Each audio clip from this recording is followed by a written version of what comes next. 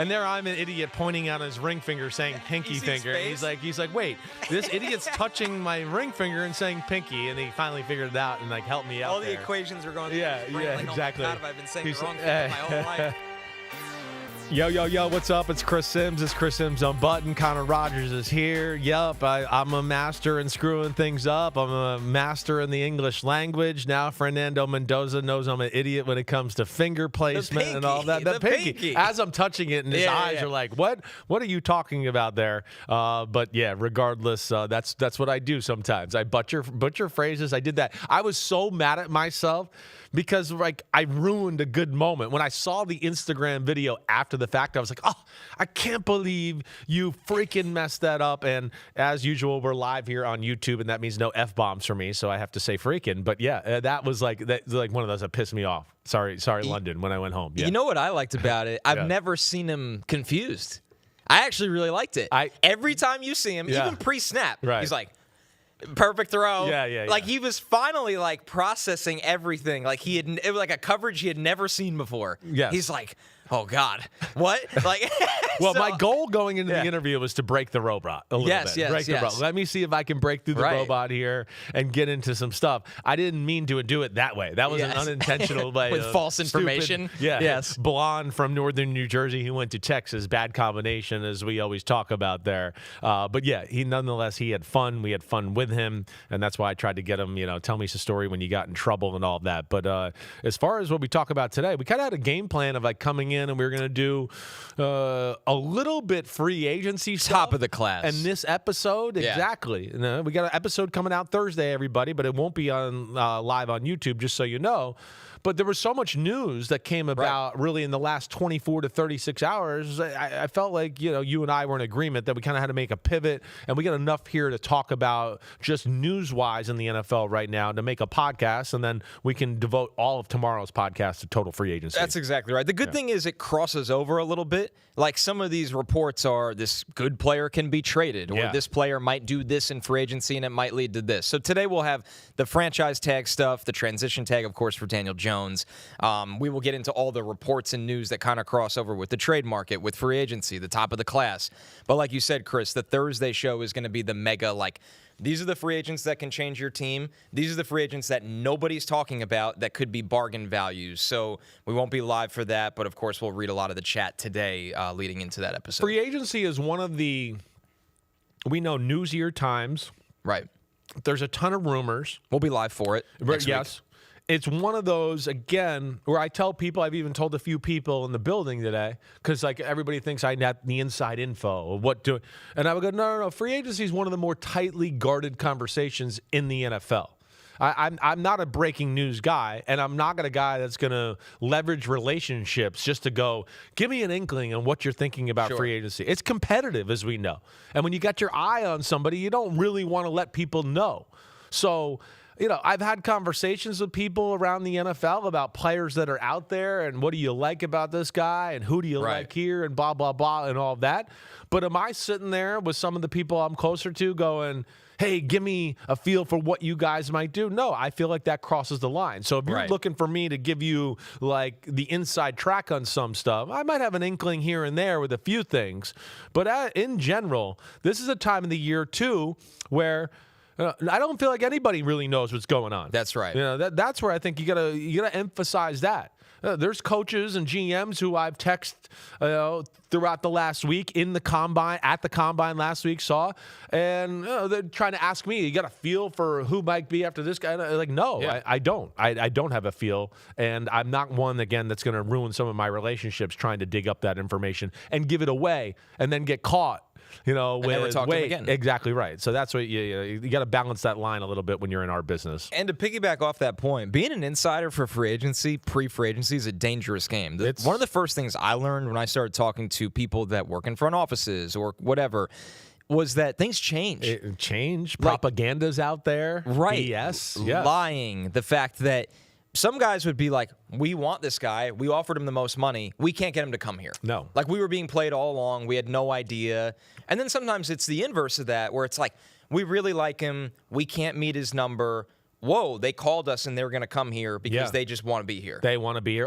Or a third one I'll give you, in the organization split up, where the coaches really like a player and the front office is a little wobbly about it. And I'll have coaches tell me about a guy because I think they're hoping they can start a groundswell for, hey, it makes a lot of sense for this guy to go to this team, and they're trying to put pressure on the front office to like the guy, right? So there's a lot there that goes on. There's a lot of politicking, as we know, and a lot of behind-the-scenes work and a lot of positioning before it even goes down. And that's where the Combine, as we both know, is very important for a lot of these agents, because they get a pretty good feel for the 2 or 3 teams that might be interested and willing to give the money to their player that they expect. And they kind of know that already. And now, they're just kind of framing their last little plan of attack here. Here's the last one that blew my mind, going from football fan to being lucky enough to work in this industry.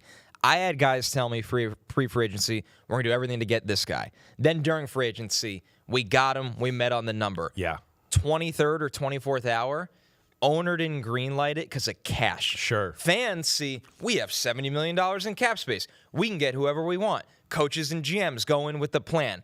Final hour, sir, we need this amount of millions of dollars in cash. And he expects to be paid this year, all of that. Structure right. of the contract. Exactly. Owner goes, I'm not putting out that cash. 100%. And I was like, that happens? They were like, that happens a lot. I'm glad you brought this up. I had this conversation with Florio, I think, on Wednesday or Thursday at the Combine last week. It might have been Friday, just real quick. It is one of the under-the-radar advantages some teams have over other teams in football. It's one of the few things we kind of look over and gloss over and don't really realize it's going. The big money owners have an advantage over the mom and pop type owners. The Stan Kroenkes of the world, the Penners of the Denver Broncos, when all else is even, and let's just say you're going against the Pittsburgh Steelers, mom and pop type of team. Right. And you're going, wait, I'm getting $60 million guaranteed. Let's just make it a round number. $60 million guaranteed. Kroenke, the Penners, they might be able to go $60 million guaranteed and $50 million signing bonus. Here's the check right now. It's in your bank account. You got it. You're collecting interest. You're investing in doing whatever. Instead of a team like Pittsburgh that might go, we'll give you 20 up front, and then after the season's over, we'll give you another 15 or 20. Right? And then we'll kind of get there that way. And yes, there's value in that for a player to go, wait, I know I'm getting the money either way, but one of these ways I'm getting it right away. And yeah, maybe more guarantees are a part of that because there's more cash to give away. But yes, those organizations, they can win the tiebreakers a lot of the time, stuff like that. And then on top of that, the owner has a lot of money. Oh man, yeah, dude, he treats us to everything. I mean, we got the best food in the facility. Whenever we say anything about the facility, it gets fixed up right away. Stan Kroenke, OTAs are getting boring. Let's go to Hawaii for the last 3 days and do it there. Yeah. Where other organizations are not going to do that type of stuff. And that's where, your owner and the amount of money he has and the cash available, like you said, is one of the unspoken advantages going on in football for sure. This is why sometimes, like you look at when Harbaugh was going to the Giants this offseason, it felt like for 72 hours they were talking about everything under the sun before he signed. If you're a coach that has clout and is wanted, you can go in and make sure those things are... Yeah, you got to hear those answers. You got to hear those. And the Giants are a great organization where he's going to get those things, but it's why some organizations, I don't have to say any, they might not be hunting in that same coaching tier market because the coaching circle, and there's 4 coaching agents that represent everybody. Yes, right. That's well, I'm not going to... That's a whole nother podcast. Yeah. I'm not going to send that guy there because he can go here instead. Resources. Go here with more resources and more of a success setup. Yeah, you're right. It is under-discussed. Yes. But I kind of wanted to lead off this pod today because it lays the ground floor of we're going to do a week where those things are going to come up and matter. Yes, they are. Yeah. This is a big week. This is a fun week. I mean, we got a lot of stuff going on. And I mean, you look at free agency and where we are with the draft, and there's just so many possibilities for teams to get better here and kind of improve themselves here before we all get into the draft process. We are ready for the offseason. The homies are ready for the offseason. Yo, what Big up, Dog homies? 82-42-3. Let's ride. Love the show this time of year. I'm glad somebody's keeping Let's Ride. Hey, I like that too. What's up, Big Dog? I don't know if you needed the 82423 there to make it confusing, but okay, we'll take it, man. What's Matt Skis, offseason is where this show becomes elite. Chris and I we deep dive everything. What's up, Matt Skis? I appreciate you saying it, but I mean, I kind of feel like we're elite all year. That's round, right. Stick around. Okay, we're okay with that. We'll take elite for the offseason. Side Dog Whisperer. The only problem with this podcast is it's not 5 hours longer. Yeah, I like it. Yeah, there's some people here that now are shaking in fear that it could be a 7-hour podcast. I don't like when they handcuff me, but it's NBC. They don't want it going all day long like I'm in the Joe Rogan podcast or anything like that. They want to cut it up. They want to get it on YouTube. They want to get it on Peacock, right? Yeah, they're muzzling me here at NBC. How dare they? We're here and we want to go home in the back. Understandable. Right. This one, I don't know what this screenshot's going to be, but Light X Grenade said at 36:56, kind of looks like Connor is scouting himself. LOL. Oh, Diego Pavia, because we are just about the same height. That's the joke in all of that. You're funny. Yep. Now, the difference is I was not able to overcome those limitations to play quarterback like he did in college.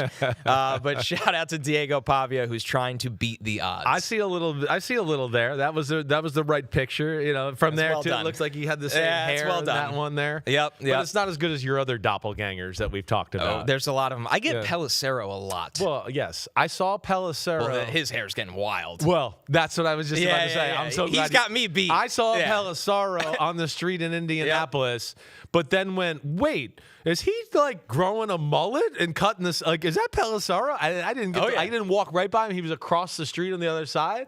But I was like, man, you're screwing it all up. You don't look like Connor Rodgers anymore. No, now. he is not. He's like the rock and roll version. So shout out to Pelissero, who's going to be really busy this next week. All right, let's jump into some of the news here. Yeah. The big one at the top. It's not a surprise, but the Cardinals have informed Kyler Murray of his release.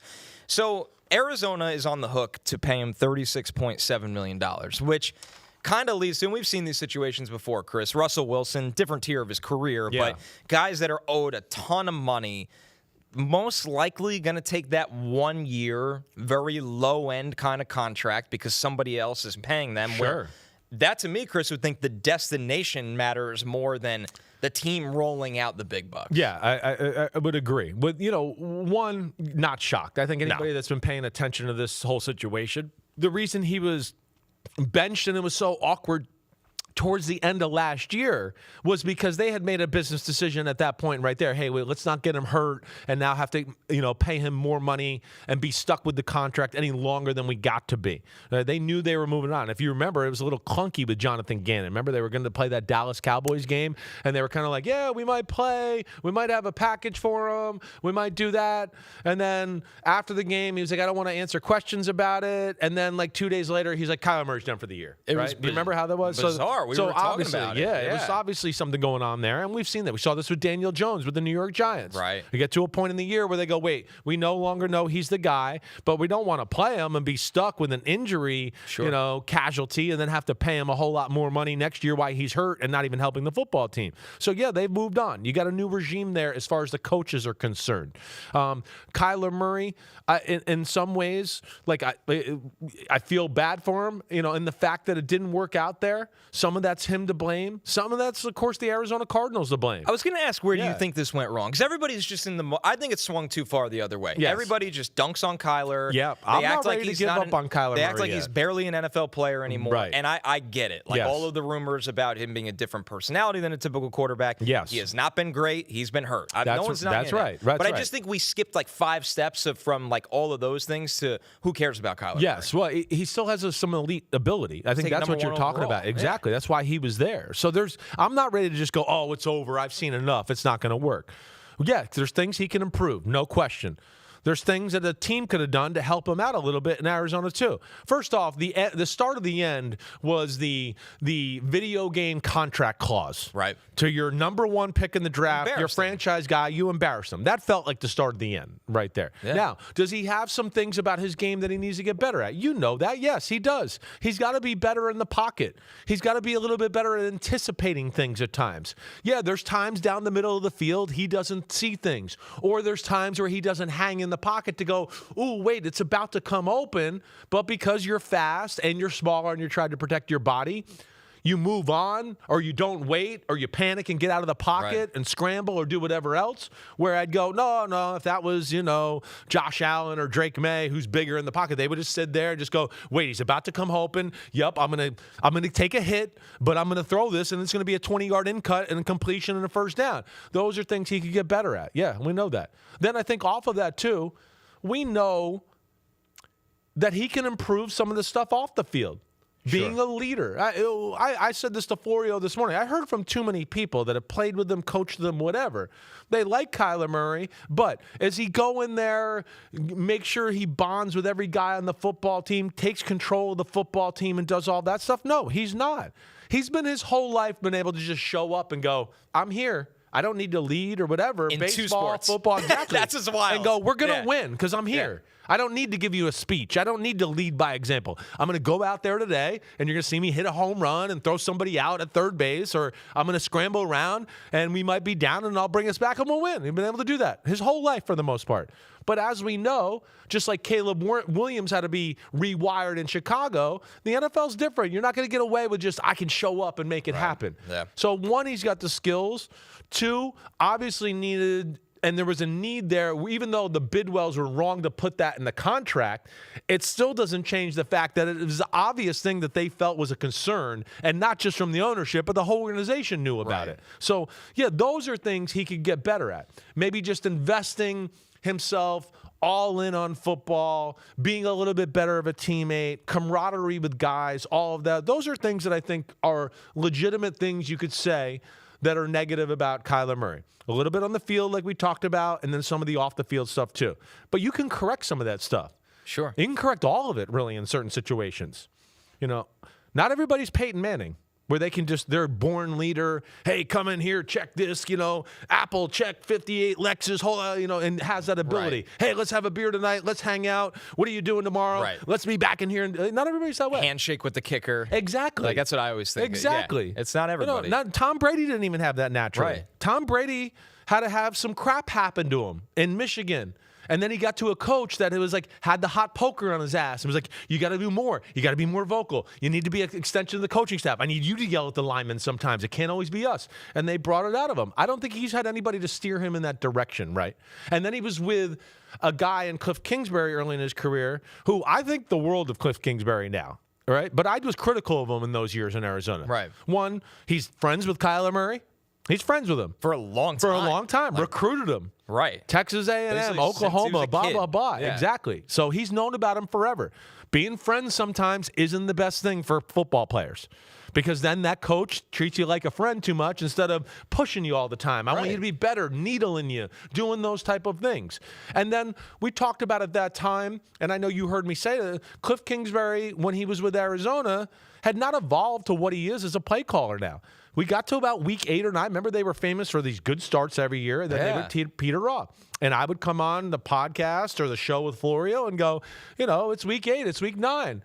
And the Kingsbury offense has no more to offer. Everybody knows the tendencies now. There's nothing there. He doesn't have that problem anymore. That's where I give Cliff Kingsbury a lot of credit.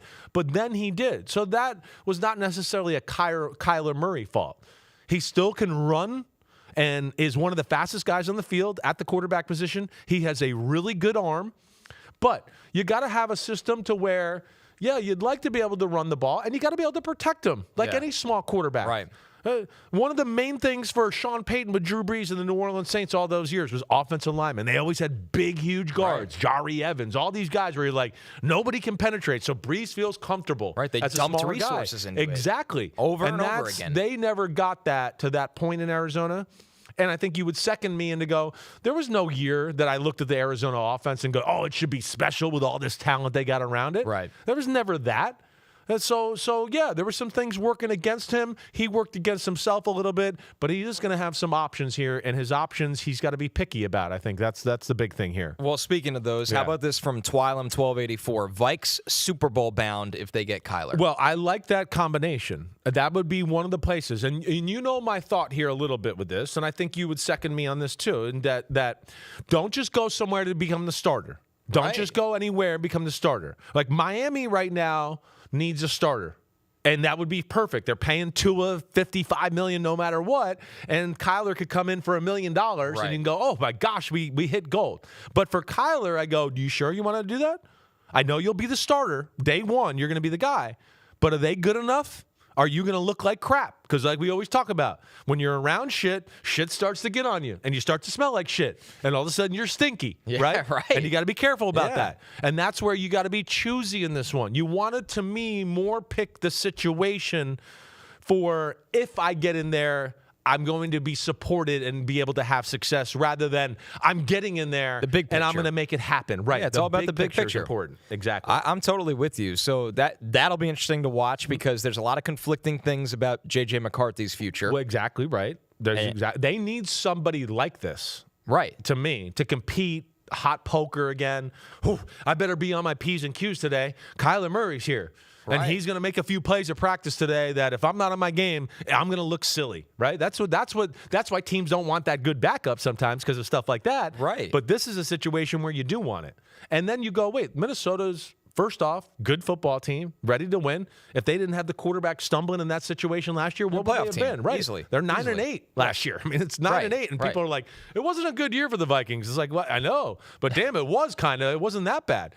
They can protect. They got tackles. They got offensive line. One of the things they can do is pass protect. Right. Of course, have Justin Jefferson, Jordan Addison. So, again, you might be able to win the job outright in Minnesota. But even if you don't, and they go, you did great in training camp, you might even beat JJ out by a smidgen, but he's the number 11 pick of the draft. It's a quick hook, though, for him. It could be a quick hook, and he's got an injury history. So now he gets hurt again. You go, hey, I'm in. Here we go. Right. And that, to me, is what you want. You want that type of scenario, and that's where, Minnesota, of course, is at the top of the list as far as ones that make sense. Joanna Bananas says, Kyler is just a reserved, quiet guy. Hopefully he learns to be more assertive. Yes, and you don't need to be, and you're right about that. I think a very enjoyable person. I like Kyler Murray being around him. But I think you're right, Joanna Banana. He is a quiet, reserved guy. And I don't mean you got to be in there and be a rah-rah guy. You just got to be in there to be able to make just a little connections with your teammates. And then the biggest thing, too, is just show your teammates that you're all in on the work. Right. That gives you all the leeway and everything you want. Bill Parcells used to tell my dad some days, he'd go, on Tuesday, he goes, I want you in here. He goes, I want you in here. I want you Monday here, too. I want you to show you these guys that you're in there watching film. He goes, I don't give a shit if you go in there with 9 tapes and then just fall asleep on the ground. I just want you to show people that you're going in that room and, you look like you're working. Right. And that filters throughout a football team. You know that. Yeah. When your best players are workers and going after it every day, you as a player walk off the field and go, damn, our best player's still out there doing drills. Well, shit, I guess I need to do drills too. I'm not as good as him, and he's doing this. So that's where it's big, and that's where, it will be important for him to show that at the next thing. Just, you can be who you are. You don't have to change who you are. You can own that, but you just got to be able to make connections a little, show you care about your teammates, and then show that you're all in on the work. And when you do that, usually a locker room respects you. Because I think it allows people to, quantify losses. Yes. Where if you did everything possible to win the game and you lost, you could at least walk away from it at any level of sports and be like, okay, at least we have some optimism of why we're going to get it right next time. If you didn't, and deep down every athlete knows that, or the guy didn't, you sit there and go, why is it going to be any different next time? Yes. So that's what we're talking about. Right. That's the We're talking about aspect. Things like what happened to Anthony Richardson when he tapped out of the game. All that came out right after that, right? Where we saw hey, he's talented. We like the guy, but he's not doing everything that needs to be done at that position. Sure. And you got to be the hardest worker on the team when you're the quarterback. So, that's where he can certainly help himself. And then, when you're with a Kevin O'Connell and that type of support system, that's where Minnesota is at the top of the list with another team I see here in one of these questions here. Mitchell Gilliam says, I'd love Kyler in Atlanta. We have a good offensive line and weapons. Yeah, he'd fit that. And Stefanski, we know, wants to run the football and do that. play action pass. I'd love to see Kyler get underneath the center. I know everyone goes, hey, he's smaller, so we want to keep him in the shotgun. One of the best ways for smaller quarterbacks to operate is play action pass. You get to get deep behind the line of scrimmage, right? So it opens up lanes. And then because people move everywhere, right? Like Brock Purdy is 6'1". We don't ever talk about him having to see through lanes or anything like that. Never. Because a lot of the time Shanahan does some play action pass or whatever, and it spreads everything out. And then, of course, you're deep in the middle. But yeah, I mean, Stefanski did get Dylan Gabriel last year in the draft, so he's not anti-small quarterback. Right. So you have that. The big thing with Atlanta, we know they're getting rid of Kirk Cousins. It's just, what do they feel about Michael Penix? And maybe that doesn't matter either way. Maybe they bring him in, right? And, new regime, and kind of do like what you just said. We just said with J.J. McCarthy. We got somebody here. It's the poker's on you. He's coming. He's every day. And then Michael Penix might not be ready week one. That's the big thing. That's the other thing too. You might need to give him more runway to get ramped up. Yeah. But what if Kyler has a good September and you're like, let's just ride it out with him and see what happens? I don't think Michael Penix has done anything so far to solidify himself with the red carpet treatment. Right. And ever since we've gotten to Matt Ryan taking over that building, all we've heard is that we're not sure if Michael Penix is the future of the organization. Right. So we're going to see. And I think maybe some of the stuff we talked about with Kyler might be going on with Michael Penix too.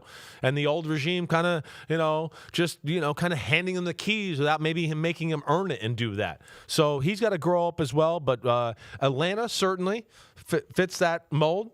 Let me throw some other ones at you. Right. We mentioned the Dolphins. The Jets, we know, have a need, but I don't think they're going to go that route. I don't either. Yeah. It was funny when I got to Indy. It was like waves of people saying it, where I stopped believing it.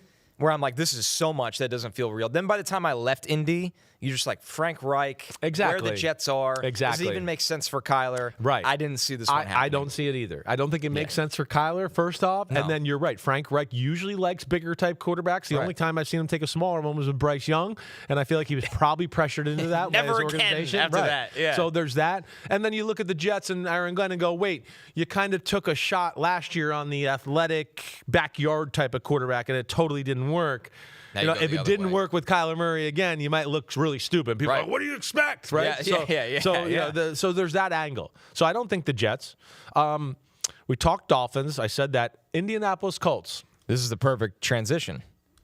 That would be one. With Indianapolis Colts, again, you might not be the starter, but Daniel Jones has an injury history. He might not be totally healthy to start the year. So you can do both. And you're with a Shane Steichen, who I have seen, and for Kyler Murray's purposes, can play the spread offense and really help out a quarterback like that. Well, think of why Steichen got this exactly job. Right, with Jalen Hurts and some of the stuff he did there. So that's another one. And before you transition to the Colts, I'm going to throw out just three more, right?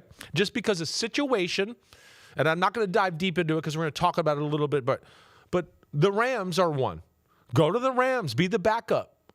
By everything we know, Jimmy Garoppolo is not going to be there to be the backup. There's a rumor that Stafford called Kyler Murray yesterday and was like, come here and be the backup. Again, that's a scenario. Matthew Stafford's old. He gets beat up. He could miss a few games. You want to go to a place where you can go in and go, I look awesome. And then we know if you're with McVay anyways, that boosts you up as it is anyways. Sure. So that, and I'm going to say the 49ers, if something happens to Mac Jones, be another one I would say.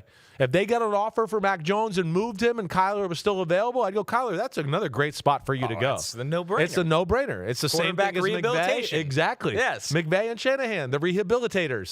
They're literally like, Alcohol Anonymous for quarterbacks. That's what it feels like. It's AA Drop them for off. quarterbacks. Sorry, we have your phone now, but here you go. And so I throw them out there, and I'll throw one more before we transition to the Daniel Jones.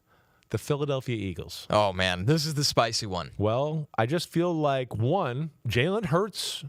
I feel like we've gotten to a time where you gotta push him a little bit here. Right. It's the biggest story that's a non-story in football.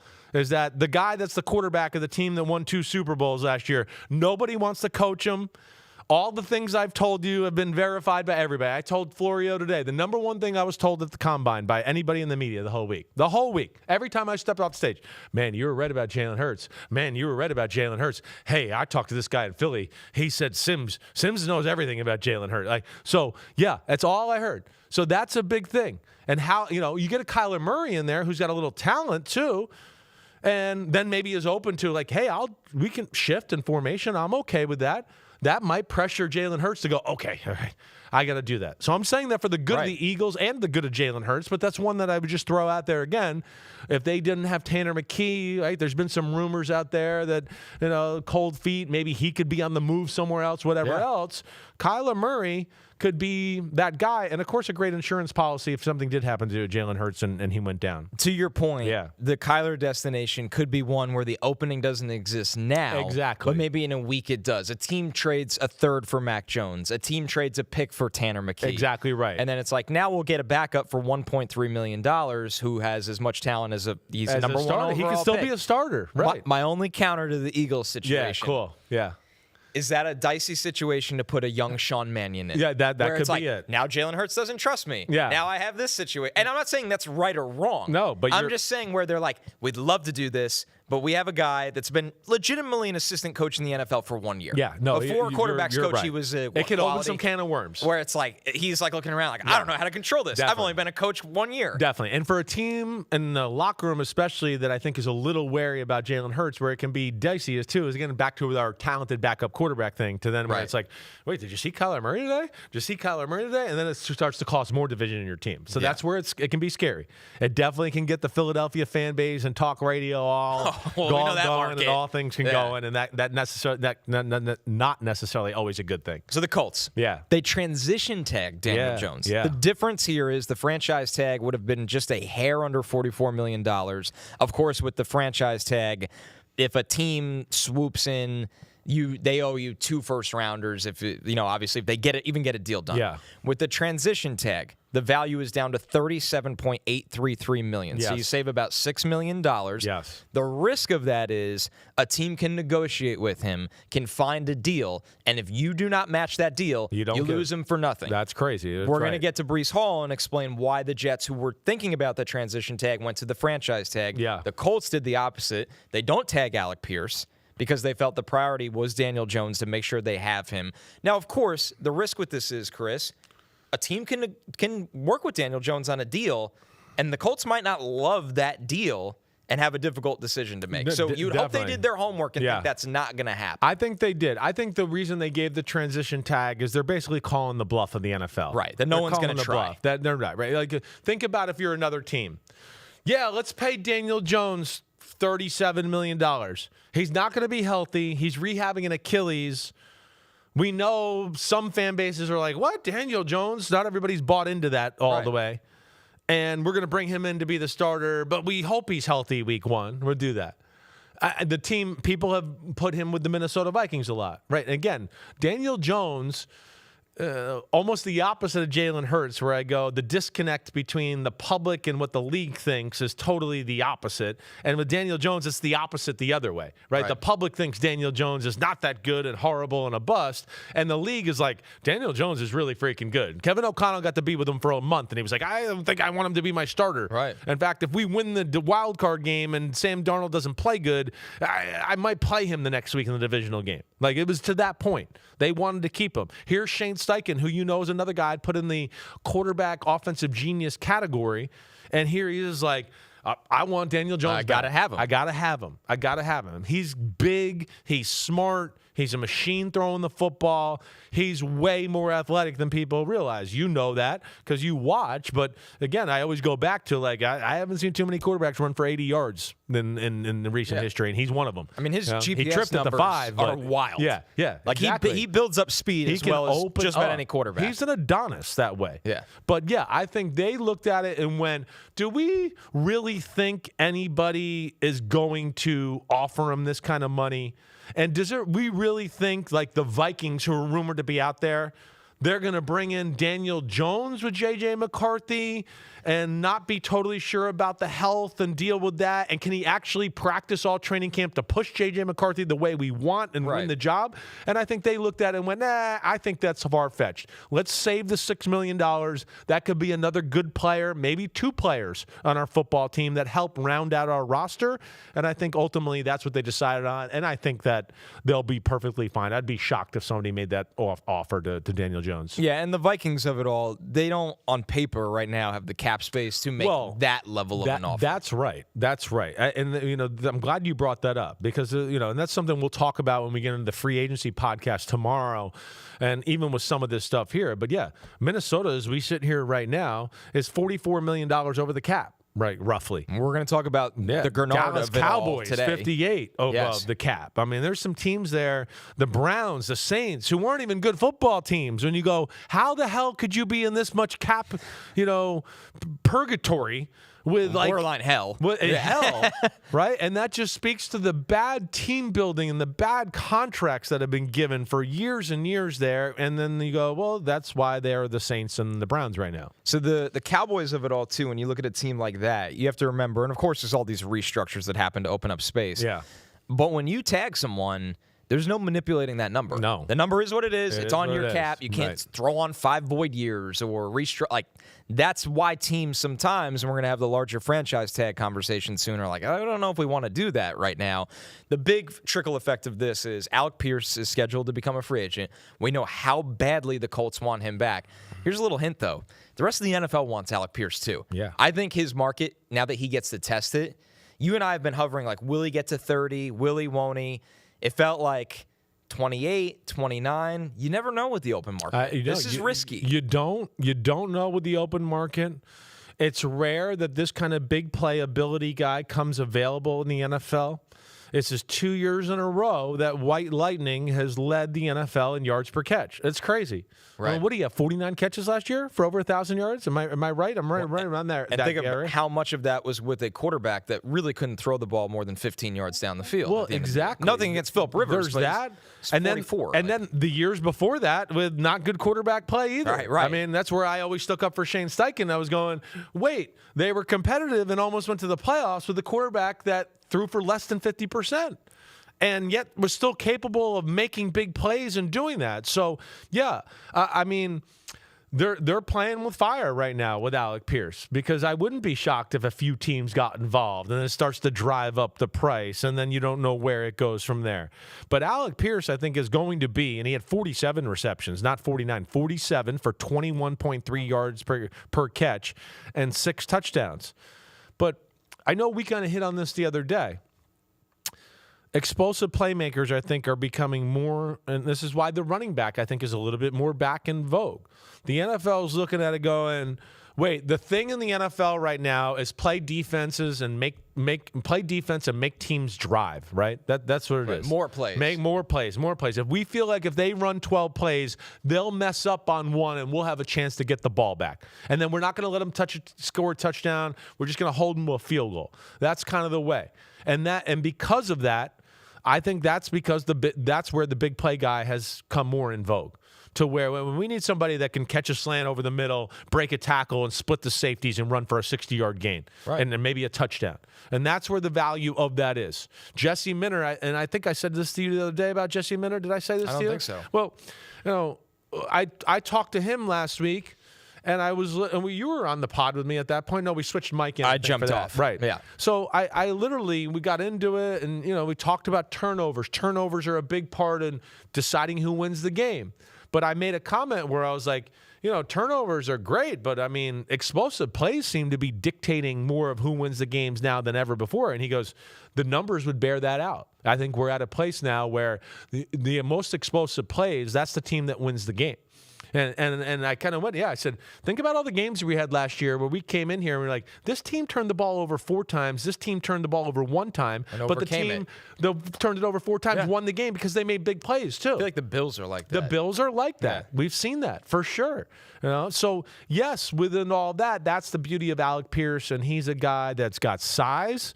And, of course, he can fly and he can catch 50-50 balls. And he's a good route runner on top of that. So and he's entering his prime. He's entering his prime. The trick exactly to free right. agency.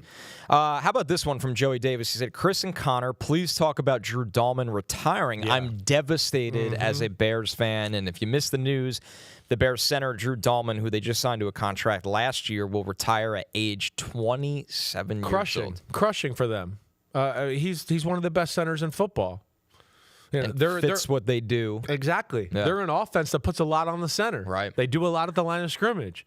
So every time Caleb Williams is making a check, going to another play, he now has to be quick enough on his toes mentally to go, oh, wait, Caleb's checking. All right, hey, Mike 52. And then he has to make calls to the other 4 linemen to go, hey, this is how we're going to block this. This is what you got to do. Hey, you guys come over here. We're sliding this way or we're sliding that way or double this guy and work to 52, whatever it may be. So, yeah, within that, we know that running the ball is important to them. It's just crazy, and I feel like we're seeing this more and more, especially from offensive linemen. Right. Offensive linemen are normally the smartest guys on the team. They're that. You've heard me joke that their cows and defensive tackles are bulls. You know, the offensive linemen are, the guys that they congregate and try to hide in the corner of the weight room until the coach goes there to go, hey, would you guys get to work and get the hell going here? Right? They'll try to avoid it any way they can. Where, Big D tackle might be like, I want to bench more. Yeah. Somebody spot both sides. I'm going to go for 700 today. Right? So there's a different mentality. But within that smartness, there's a self-awareness too. And I feel like we're seeing it from guards and centers. You saw Bradley Bozeman retire this year. You brought up Mitch Morse before we did the show. Right, he's 31. Right. Ali Marpet's Ali Marpet, another one. After 7 years. Not necessarily the biggest hulking offensive lineman, but two, you got to think about an offensive lineman and a center guard, and especially the center. Set Hut, you're snapping the ball. And every time you snap the ball, there's this big 320-pound guy that's 6 inches from your head as you snap it. And every play, you hit heads. It might not be the biggest car crash in the world, but it's a constant thud on the head, all the time. And I think with the awareness players have for their brain safety, I think with the awareness players see old players and sometimes and go, ooh, I don't think all the lights are on, in the kitchen there with this guy. I think that's led to things like this where we're seeing guys go, you know what, I had a good run, I'm good, but I'm starting to notice some things about my body. I don't like it. I'm getting out. Right. Yeah. And this is someone this year, his age 28 season, he had $9.5 million of guaranteed salary due his way. And that's just the minimum. Yeah. So, I mean, this is a lot of money to walk away from. But like you said, he's also made some money. Yeah. He got to free agency last year and signed a pretty big contract, and he's calling it. Yeah, so we'll see. We got Tyler from the Commanders is out there. Oh, Biotish. So he's out there, and I believe I even saw something that he might be going to visit the Bears, or he's talking to them. Okay, that would make sense. We got Connor McGovern, who it sounds like from the Buffalo Bills is not getting any leeway in the conversation for center there. Does he end up going there? But like you talked about, for that offense with Ben Johnson and all of that, that's an important position. There's a reason they had Frank Ragnow there in Detroit, right? Doing that. They need that. Center is one of the more underrated, most important positions on a football team. And usually, more times than not, when your offensive line's good, you usually have a really good center. I mean, that just kind of goes hand in hand. Right. And so, that was, I'm sure, a devastating blow for the Bears, but Drew Dalman had enough, and we respect that. All right, we're going to take our first break. When we're back, we're getting through all of the news from the franchise tag deadline that came and went yesterday right after this.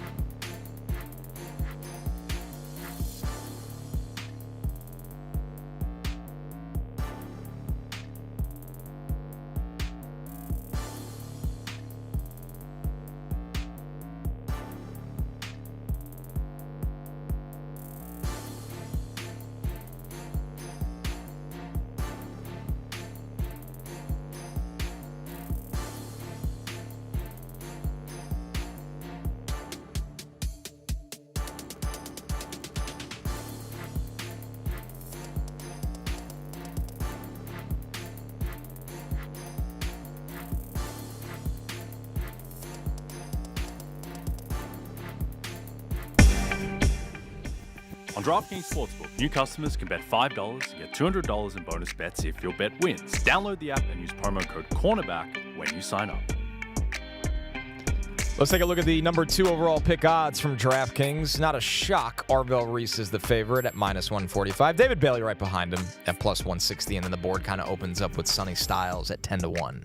Yeah, it's gonna be. I'm just diving in. Yesterday, like I told you, was my first day. I really got into this a little bit, but yeah, that race for who are the top defensive guys off the board, where they fall, and the Arvell Reese and David Bailey conversation are interesting. I mean, one's kind of like bigger, maybe a little bit more of a proven commodity. Right. The other one's a damn good player that looks like he's got superstar potential. That's right. But, betting on potential sometimes can come back and bite you in the ass. And that's what, I'm sure there's going to be some trepidation there. We'll have a lot of time for this, but the one thing I'll say for Reese that he doesn't get enough credit for, he's a great linebacker right now. Yes. The question is he going to be a great pass rusher? Right. But I think he's a very, very good linebacker. I don't doubt that at all. I mean, I know that. And then, the pass rushing stuff, from what I've seen, is really impressive. I mean, it's really impressive. But, yes, Reese has a physicality, and even though Sonny Styles ran the same 40 time about him, when I look at their first 10, like Sonny's was smooth and long. Arvell's is just a little bit more, I don't even want to say explosive, violent looking, I guess maybe is the better way to say it. And I feel like his play on the field is a little more violent as well. All right, the franchise tag deadline, it arrived. It's gone. The 2026 tagged players, of course, Breece Hall gets the franchise tag from the Jets, not the transition tag. Yeah. Kyle Pitts and George Pickens as well. We'll start with Breece. So pretty small field of players tagged here. So Breece. Yeah. It seems like they listen to us. Yeah, that number one, applied actual logic. Yeah. Don't just let Breece Hall. I know there's people with the Jets that listen to us, actually. Is that right? Yeah, for sure. Definitely did this and PFT. Well, they should 100%. continue maybe to do that. But Let's steer maybe the we ship in the right direction. Maybe we talked them in the logic into them.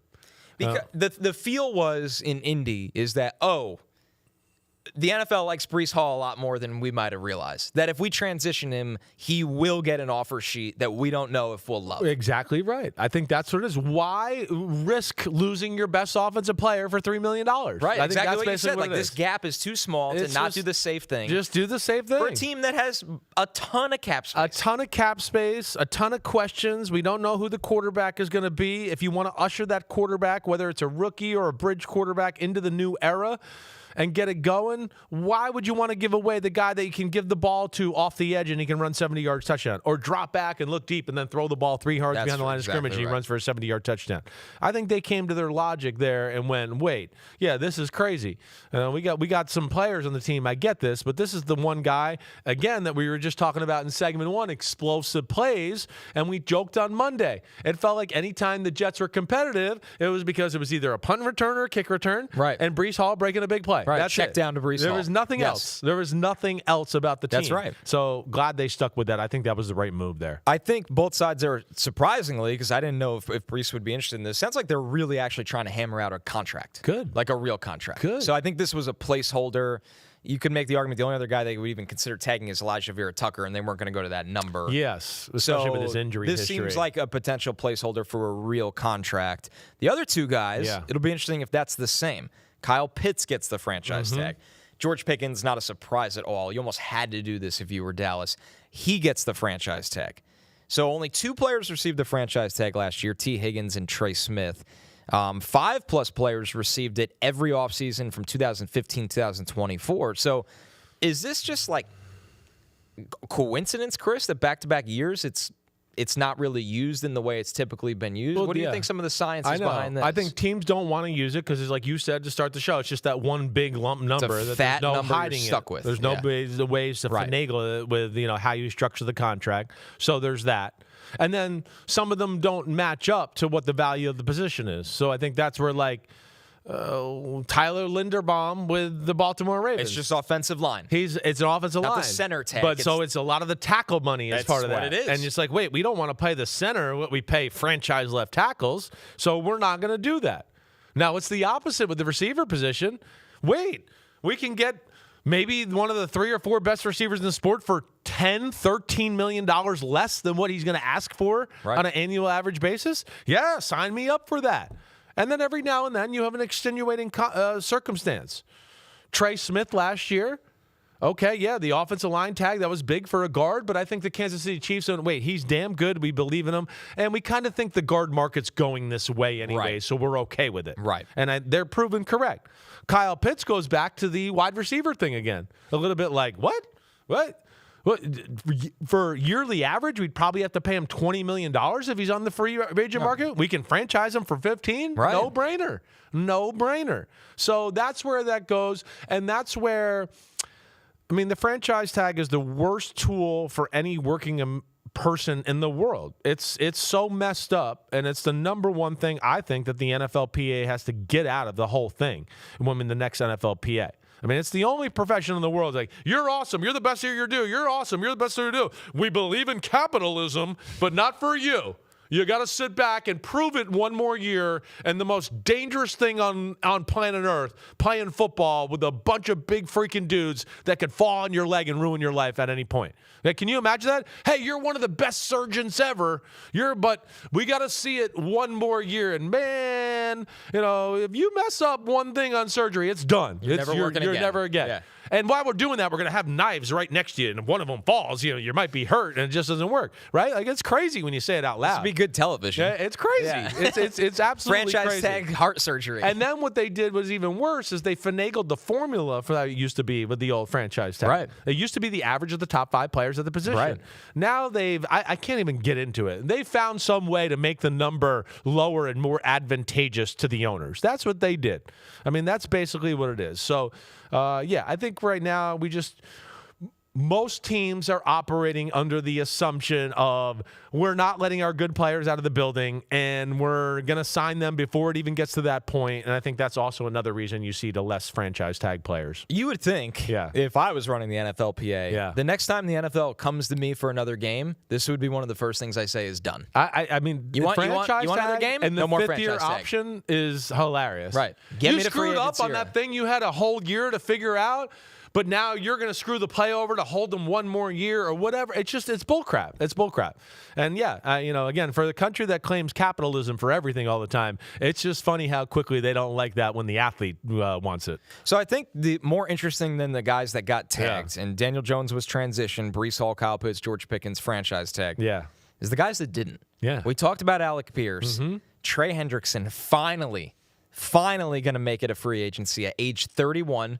Unfortunately, coming off an injured season. But, man, one of the best free agents in this class.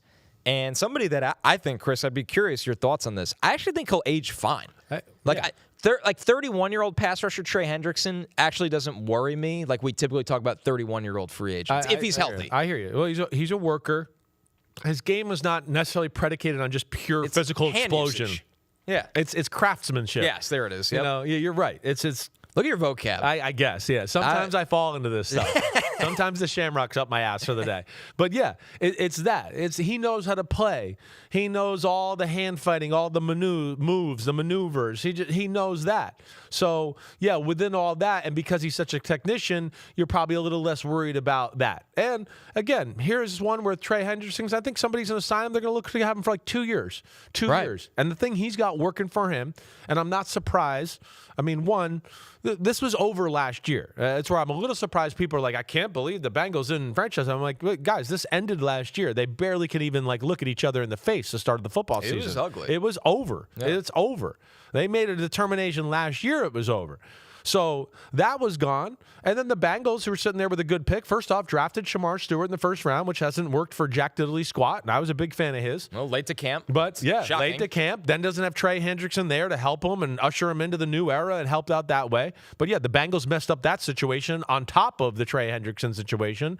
They do have a pretty high pick this year. We know there's some edge guys that'll probably be on the board for when they pick. Right. So they could do that. But the good thing for Trey Hendrickson, in a weak free agent class for pass rushers, he's the dumb data. Right. Bell of the ball. The bell of the ball. Yeah. He is the guy.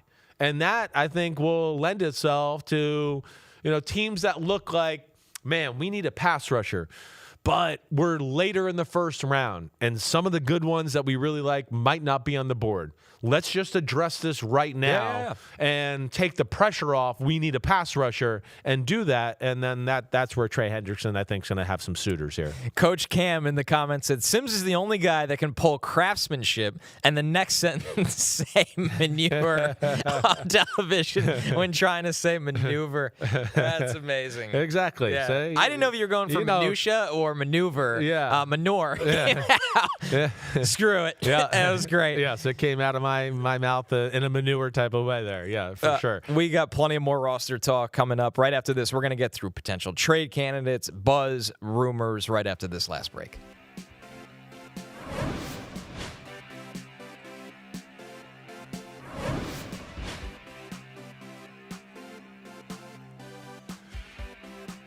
Did we go to break?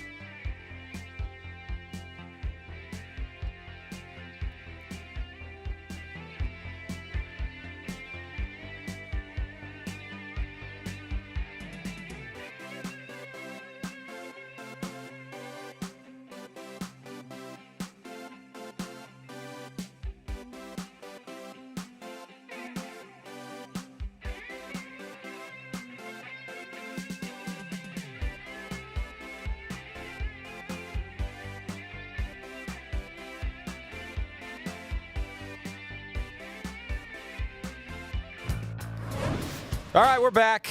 More player news and really just kind of rumor season here, Chris. Starting right at the top with the Rams, Matthew Stafford is entering his 18th NFL season. We got to hear from Sean McVay on Stafford's return. We were obviously really fired up, had a sense that was the direction it was going to go. I mean, yeah, it'd be weird to walk away now. I love that when Captain Obvious news is news, right? It's like, Matthew Stafford's back. They could have won the Super Bowl this year. He won the MVP. I mean, he won the MVP. He's got a star receiver. He's got a good running game, a good offensive line, a defense that's very close. All of that. Yeah, Matthew Stafford ain't going anywhere. I found that funny. I mean, I just go like, yeah, I mean, come on. It's the perfect situation for him right now to keep, extending his career in the way he's playing, like you said. I mean, he's MVP, and it doesn't look like the skills of the arm are falling off here anytime soon. He's someone I'd be most interested in a Netflix doc or an autobiography of the 2 NFL lives he's had. Yeah. Like everything in Detroit Yeah. and everything now. It's crazy. It's like the thing of the perception of him 10 years ago versus how we look at him now. And he's approaching 40. I used to make comments and this is one of the better and people would just eviscerate me. Right. When he went to the Rams, I was like, he's gonna kill it. And people eviscerated me then. Well. I had people at the Rams reach out when I first heard the news and I broke it down on the pod and did all of that. And I remember people reach out, be like, man, we're so glad you said that about Stafford. That's what we see. We like that, right. But it's crazy how many people out there don't really realize it. And he's a phenomenal football player. He's one of the most underrated quarterbacks of our time. And he's got a chance here to make a late run at the Hall of Fame, really, with the way his career is going. That's absolutely. That's got to be in the back of his mind, right. I think, with all of this. So Stafford back with Sean McVay and the Rams, but Mike LaFleur, their offensive coordinator, of course, will not be there because he's now the head coach of the Arizona Cardinals. And with that, already some reports that they're interested in Jimmy Garoppolo for their quarterback room. This would only make sense to me, Chris, if they're going to trade Jacoby Brissett. Well, that's what it is. Like, so many people are taking it as like he's bringing him in to be the starter and Jacoby will be the backup, and they were with each other in New England, so they're uniting. And it's like, no. They're not going into their new year with the new head coach going, hey, everybody, we found the guy that nobody wants to be a starter in football, and he's, was on a great team in 49ers, and they literally couldn't wait to get rid of him. And he went to the Raiders, and it was a disaster with one of his ex-coaches, too, who was like, all right, see you later.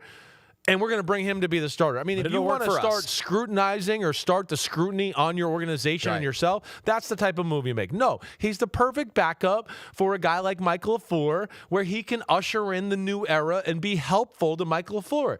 Hey, whoever our starting quarterback. Oh, Malik Willis. Right. Oh, you're starting here? Well, hey, ask Jimmy. He knows the offense. He'll be able to teach you the rules. You'll be able to lean on him, and it kind of helps the culture, right? So, yes, I think you're right. I think I look at it and go, if Jimmy Garoppolo goes to Arizona, which I feel like he's going to leave L.A., he's going to go there, and I would expect they try to trade Jacoby Brissett or he gets released or whatever, and Garoppolo's the backup to whoever they bring in as the starting quarterback. If they cut Brissett, they would save $7.4 million, which is like a lot of the contract. Or honestly, though, I guarantee they'd be able to get something for him. Sixth rounder. He's one of the better backups in football. Again, if you're one of those teams that's good that goes, wait, I don't have an insurance policy behind our starting quarterback, and our whole team could fall apart if the starter goes down. Jacoby Brissett is certainly more than capable of holding down the fort for a little bit of time. He might be starting for the Jets or Dolphins. So, it might not even be holding the fort. It might be. You might be right. You are the fort right now. Right. Sean McVay, of course,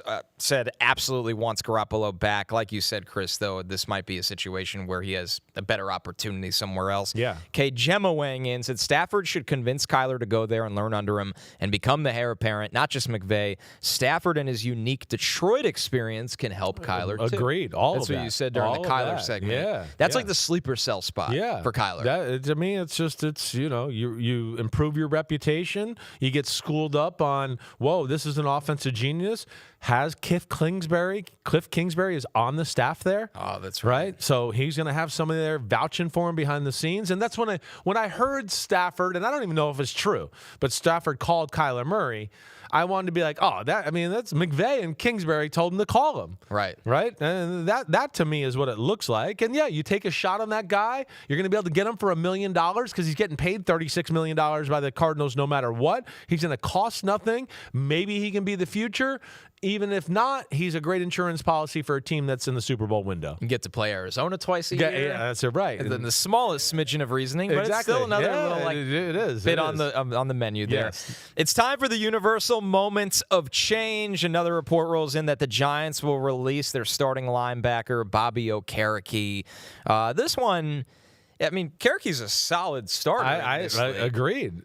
We hear all the noise already about Sonny Styles, who, if he's there at 5, we don't know. Maybe they're going to spend on somebody in free agency. Yeah. I'm not floored by this one, Chris, but it's definitely noteworthy. A guy that's entrenched in their front seven, but of course a new coaching staff. Definitely. There. It's been out there.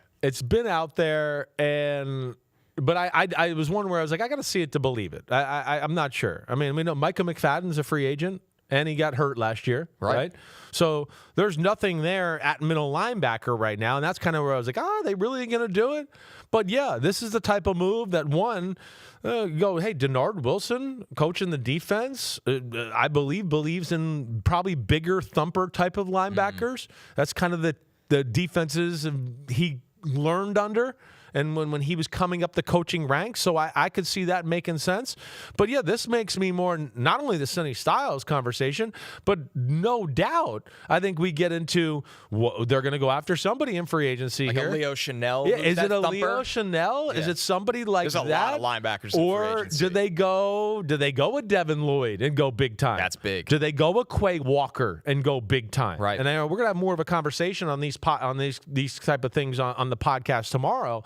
But, there's some guys out there at the linebacker position right now where you go, it's one of the better positions out there that I think is available in free agency to address. I think this is one where you could see them address something in free agency and address it in the draft and go a double whammy. Change the and then middle feel of their really defense. good about the front seven and be like, okay, we're good with that. We can move on here for the next few years. We don't need anything. Staying in the NFC East, the Eagles and Dallas Goedert continue talks, but he is likely to test free agencies. Number 49 on PFT's top 100 free agent list. Yeah, he's a good player. He's a really good pass-catching tight end. Right. Is he a superstar?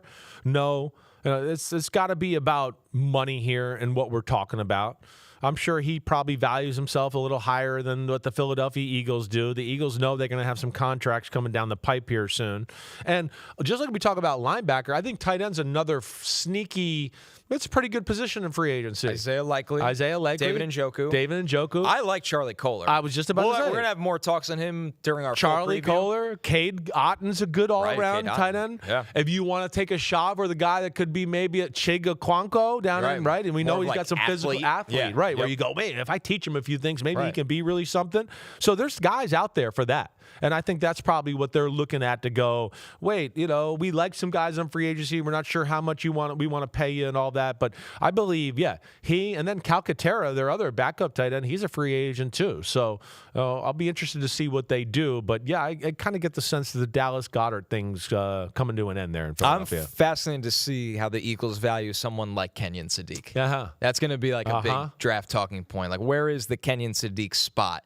Depends on who loses tight ends in free agency, who just wants an athlete. And you would think somewhere in that range it could certainly be. We know that. I mean, you get, I don't know. Tight ends usually don't get drafted in the top 10. We know we see that from time to time. So but he could make it. Don't. Yeah, he could make it there. It could fall right to where, the Eagles are picking around 20 or something in that range. Yep. He could be there, that's for sure. All right, we got some breaking news. Nothing too wild, but it explains our Cowboys cap situation. They've restructured CeeDee Lamb's contract to get under the cap. Wow. They were in the red. The Pickens tag, it's a fat 27, 28 million that you can't manipulate. So they restructure CeeDee's big contract. Now they are out of the red.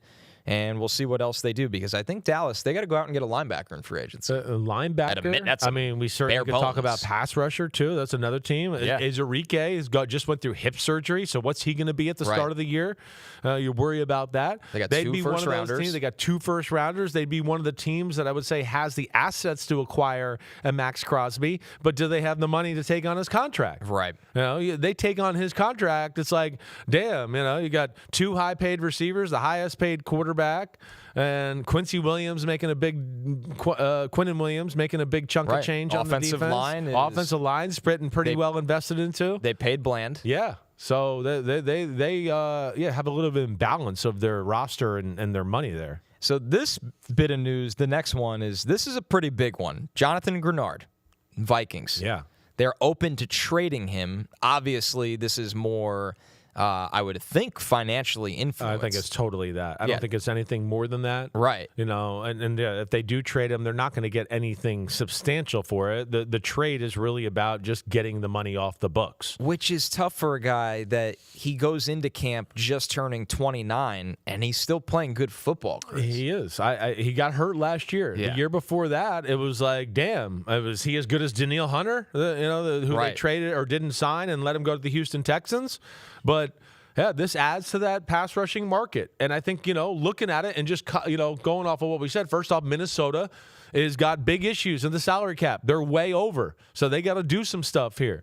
And then you look at him, and then you look at the landscape of what we just talked about, where the free agent pass rushing class is not that good. I think they looked at it and went, wait, we might be able to get more for a Jonathan Greenard than we normally could in a given year. Like a day 2 because people are a little desperate here. Yes, exactly. So, I still think he's got a lot left there. They got to make the transition to Dallas Turner being the guy. And then we also know Van Ginkel can rush the passer too. So they got a little leeway, and then I'm sure they'll try to add to that group in some way in the draft or free agency. He'd be a big ad for somebody when that trade comes through. But like you said, when there's a deficiency in the free agent market, and we're sitting here hyping up tight end, linebacker, safety, but not pass rusher, that's a way for you to increase the value of what you can get back for him. But also a team like Jonathan Greenard's valuable to half the league, at least right now. You think of the Bills, the Patriots, all these teams. Exactly. I wouldn't be shocked if one of those teams tries to go get him. Right. To go, wait, his price tag's not that bad. We'll give you that pick for that. We think he's worth it. He's going to start for us the next 2 or 3 years. Right. He plays the run.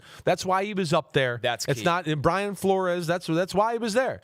I think they looked at it and went, wait, Danielle Hunter just wants to rush the passer. And I don't mean that because he does play the run, but he's really just, let's get him wide. Let's rush the passer. Right. Greenard has a little bit more of a a way of being physical. I can line up head up. I can set the edge, do that stuff at a very high level. He's a complete football player. All right, that's it for our first episode of the week. Right. Check the feed. Whenever you're listening to this, it will be out Thursday. Full free agency preview. We're going through the stars. We're going through the hidden gems that people aren't talking enough about. That's right. So we have a lot of work left to do, but for our live, that's it for today. Yeah, that's it for today, but we'll be back tomorrow. Connor Rogers and I. Thanks as always for driving the ship, homie. Hope everybody's good. Hope everybody enjoyed the YouTube Live NBC Sports Chris Sims Unbuttoned edition. We'll be back Thursday. All free agency talk. Check us out. We'll see you then. Peace out.